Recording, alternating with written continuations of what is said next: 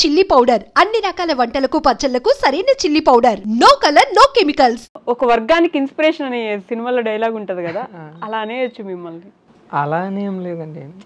అంటే ఈరోజు ఎవరిష్టం ఏం చెప్తాం. కొంచెం స్టేజ్ ఫియర్ అన్నీ ఉన్నాయి నాకు. స్టేజ్ ఫియర్ ఇక్కడ స్టేజ్ ఎక్కడ అంటే కెమెరా ముందు మాట్లాడడం కొంచెం. ఆడియన్స్ కూడా లేరు కదండి, మన ఇద్దరమే ఉన్నాం ఇక్కడ. వీళ్ళని కూడా పంపించేయమంటారా? లేదు అవసరం లేదా? ఉంచనా? ఉంచండి. పర్లేదా? పక్కన పక్కన కాదు సాయి గారు, స్టేజ్ ఫియర్ అన్నారు కదా, యూట్యూబ్లో వీడియోస్కి వాయిస్ ఓవర్లు ఎలా ఇస్తారు? అంటే యూట్యూబ్లో వీడియోస్ వాయిస్ ఓవర్ అంటే నా చుట్టుపక్కల ఎవరు ఉండరు. ఓకే. రికార్డింగ్ అప్పుడు కూడా నా చుట్టుపక్కల ఎవరు ఉండరు. అంటే ఉన్నా సరే ఏంది రేర్గా కదా, ఒక 2 seconds 5 seconds అలా వీడియో క్లిప్ తీసుకొని నా వర్క్ నేను చేసుకొని అది ఆపేసి తర్వాత నైట్ అప్పుడు వీడియో ఎడిట్ చేస్తే అప్పుడు వాయిస్ ఓవర్ ఇస్తాను. అప్పుడు వాయిస్ ఓవర్ ఇస్తారు అందరు నిద్రపోయాక. అసలు ఎవరు చూడొద్దు నన్ను, ఏదో మీరు అసలు ఎవరికి తెలియకుండా చేతబడి చేస్తున్నట్టు ఎవరు చూడకుండా. అంటే కొంచెం పల్లెటూరు కదా, కొంచెం సిగ్గు ఇవన్నీ దాటి రావాలంటే కొంచెం ఇవన్నీ దాటాలంటే మరి కొంచెం కష్టం. ఎన్నిసార్లు కొంచెం అన్నారు ఒకసారి నాకు లెక్కేసి చెప్పరా ఈ గ్యాప్? కొంచెం సిగ్గు ఎక్కువ. ఇంట్రోవర్ట్ మీరు? ఇంట్రోవర్ట్ అంటే ఇంట్రోవర్ట్ అంటే ఫ్రెండ్స్ దగ్గర బాగా క్లోజ్ ఉన్న వాళ్ళ దగ్గర నా అంత ఎక్స్ట్రోవర్ట్ ఎవరు ఉండరు. అండ్ నార్మల్గా ఇంకా అమ్మాయిల దగ్గర కానీ లేకపోతే తెలియని వాళ్ళ దగ్గర మాత్రం నా అంత ఇంట్రోవర్ట్ ఎవరు ఉండరు. యాంబివర్ట్ అంటారు కదా, ఆ టైప్ అనుకోండి. కానీ ఫ్రెండ్స్తో ఉంటే మాత్రం నాలో ఇంకో యాంగిల్ ఉంటుంది అనమాట. ఇంకో యాంగిల్ ఉంటుందా? చాలా వరస్ట్ అండి. మామూలుగా ఉంటుంది. చాలా వరస్ట్ అంటే ఫ్రెండ్స్ దగ్గర అలాగే ఉంటాం కదా, నా క్లోజ్ ఫ్రెండ్స్ దగ్గర. ఏదో ఒక వీడియోలో కూడా చెప్పినట్టున్నారుగా, మీరు నన్ను మంచోడు అనుకుంటున్నారండి. నేను కాదు, నన్ను అనుకోకండి. అదే అనుకుంటున్నారు అందరూ, నేను నా గురించి కష్టపడుతున్నాను ఓకే, కాకపోతే మరీ మంచోడు అనుకోవడం నాకెక్కడో.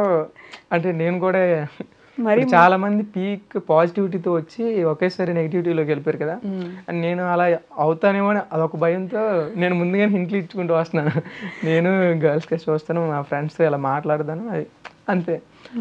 ఒకవేళ అది కూడా ఎక్కువగా తీసుకున్నా సరే మళ్ళీ నేను దానికి ఏం చేయలేను.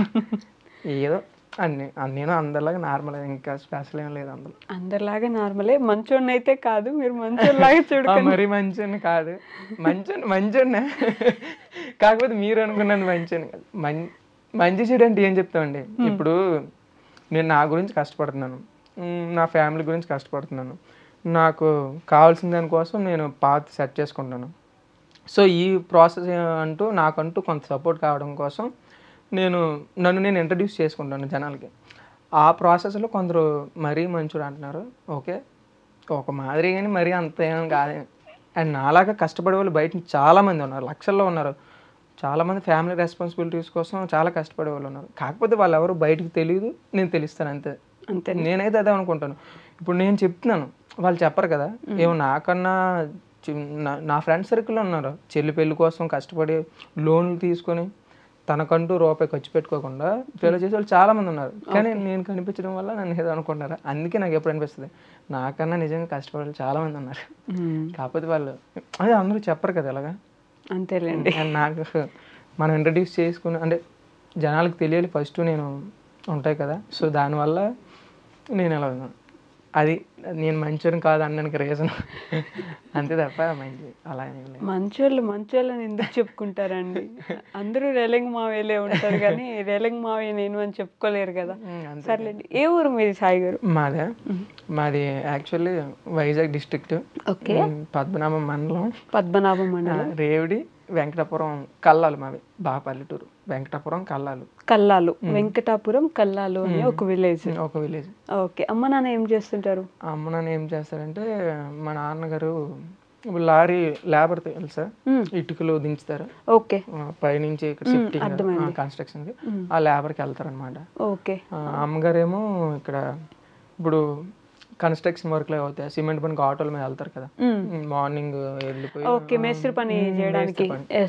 మేస్త్రి వాళ్ళందరికీ మేస్త్రి పనికి మా ఊరు నుంచి అదే ఆ వెంకటాపురం నుంచి ఇక్కడికి డైలీ వెళ్తారు. ఆటో ఉంటుంది, ఆ ఆటోలోనే ఒక 22 8 దగ్గర ఒక 16 మంది. ఆటో అంటే 16 కదా పడతారు. అంటే ల్యాబొరేటరీలు అలానే ఉంటాయి. ఓకే. ఆ 16 మంది ల్యాబ్‌లో రోజు ఒక 30K, మిట్ నుంచి ఒక 30K, మట్ నుంచి ఒక 30K. మార్నింగ్ 7కి వచ్చి ఇంటి దగ్గర 7కి బయలుదేరాలంటే మాకు వంటలు ప్రిపేర్ చేసి ఇవన్నీ చేసుకుంటానికి ఆవిడ ఇంకా మా అమ్మగారు మామూలుగా కాదు, నన్ను ఏదో అనుకుంటారు కానీ మీ అమ్మ ఇంకా ఎక్కువ కష్టపడారు. చాలా ఓకే. బాబాయ్ అక్కడి నుంచి వచ్చి ఇక్కడ వర్క్ చేసుకొని మళ్ళీ వెళ్తారు. నైట్ 7కి వెళ్తారా? నైట్ 8 అయిపోద్ది యావరేజ్గా, 7 to 8. ఓ, ఇంటికి వెళ్ళడానికి 8 అయిపోద్ది. ఇంటి దగ్గరకు వచ్చేటప్పటికి. అండ్ అప్పుడు వచ్చి వీళ్ళైతే కర్రీ వండడం, అన్నం అది మేము వండదు, మా తమ్ముడు మా నాన్న వండుతారు. నేనే చాలాగా బయటకు కనిపిస్తాను, ఇంటి దగ్గర పెద్దగా పని నేను ఎక్కువ చేయను, మా నాన్న మా తమ్ముడు చేస్తారు. అబ్బా, ఇంటికి వెళ్ళినా కూడా ఏదో ఒక పని చేస్తూనే ఉంటారు, బట్టలు పిండినవన్నీ తీసుకెళ్ళి ఆరేయడము. అవి అప్పుడప్పుడు చేస్తాను, కానీ మా నాన్న మా తమ్ముడు నాకన్నా ఎక్కువగా బాగా పని చేస్తారు. మీకు ఒక తమ్ముడు ఉన్నాడు? తమ్ముడు ఏం చదువుకుంటున్నాడు? 9th క్లాస్ చదువుతున్నాడు. ఓ, చాలా చిన్న మీకంటే. మధ్యలో ఒక తమ్ముడు పుట్టి చనిపోయాడంట, ఓకే. అందువల్ల విన్ని మీకు ఆల్మోస్ట్ చాలా పెద్ద కాబట్టి మీరే అన్ని చూసుకోవాలి. నేనే చూసుకోవాలని, వాడిని చూసుకోవాలన్నా నేను ఫస్ట్ కొంత నాకంటూ కొంత చూసుకోవాలి, అందుకే ఇంకా చాలా చేయాల్సింది ఉందని ట్రై చేస్తాను. మీ చైల్డ్హుడ్ ఎలా ఉండేది? చదువు అంటే చైల్డ్హుడ్ అన్ని గవర్నమెంట్ స్కూల్లే. అన్ని గవర్నమెంట్ స్కూల్లే. ఇంటర్కి అప్పుడు వచ్చిన తర్వాత మామూలు ఒక చిన్న ప్రైవేట్ కాలేజ్, ఆ తర్వాత డిగ్రీ, ఆ 2 ప్రైవేటే. Inter degree private, inter degree first to 10th government school. దుంపలు బడి అంటారు కదా, దుంపలు బడా అంటే మా లాంగ్వేజ్లో, అంటే పల్లెటూరు స్లాగ్లో. నేను గవర్నమెంట్ స్కూల్లోనే చదువుకున్నాను కానీ దుంపలు బడా ఎక్కడ?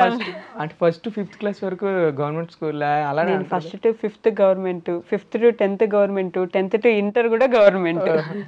అయితే అంటే పల్లెటూరులో, మీరు పల్లెటూరులో చదివారా? నేను కూడా పల్లెటూరులోనే చదివాను. తెలియలే దుంపలు బడా అని తెలియదు నాకు. అంటే అదొక సరదా అనమాట మామూలు. అది ఆ తర్వాత 5th క్లాస్. బాగుండేది ఎడ్యుకేషన్ మీకు అప్పుడు? పర్వాలేదు.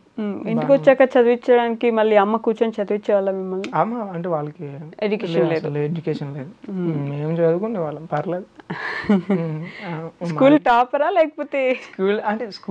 స్కూల్ వరకు టాపర్, 10thలో 9 points ఎంత వచ్చాయి. అండ్ ఆ తర్వాత ఇంటర్ ఇక్కడికి వచ్చినప్పటి నుంచి ఇంకా నేను ఫోకస్ చేయలేకపోయాను.